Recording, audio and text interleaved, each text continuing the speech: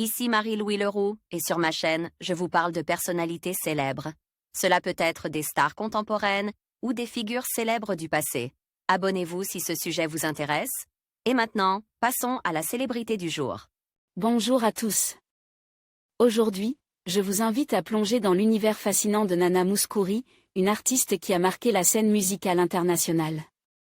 Dans cette vidéo, nous allons explorer sa carrière impressionnante, ses chansons emblématiques et l'impact qu'elle a eu sur la musique à travers les décennies. Je partagerai également quelques anecdotes sur sa vie et son parcours, ainsi que les raisons pour lesquelles elle reste une icône pour tant de personnes à travers le monde. Restez avec moi pour découvrir l'histoire de cette voix unique et inoubliable. Elle a inspiré et électrisé des foules entières autour du monde.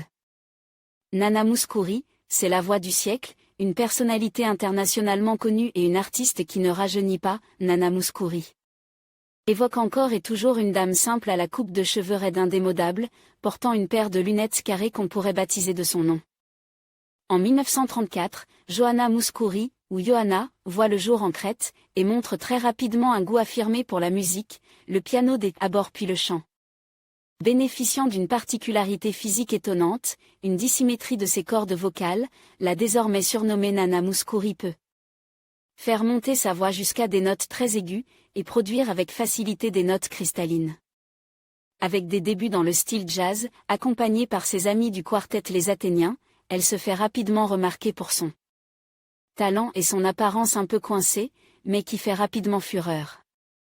Avec des fans de la première heure comme le Premier ministre grec, Nana Mouskouri apparaît de plus en plus lors de visites officielles, prenant malgré elle le rôle similaire à celui d'ambassadrice de son pays. Proche de Maria Callas, elle recevra de sa part de précieux conseils pour sa carrière à venir. Après un départ en France, sa carrière prend une tournure phénoménale, sollicitée pour représenter le Luxembourg à l'Eurovision. Elle enchaîne ensuite des titres désormais incontournables dans la discographie française, L'enfant au tambour et Je chante avec toi Liberté, parmi les plus célèbres. D'une jeune fille grecque à l'allure simple et assumée à l'artiste confirmée, aujourd'hui Nana Mouskouri fait partie des grands, et notamment parmi les 25 artistes dans le monde ayant vendu le plus de disques. Sa discographie compte plus de 100 albums sur une carrière longue de plus de 50 ans. Avec près de 400 millions de ventes, elle dépasse même Céline Dion ou encore Madonna.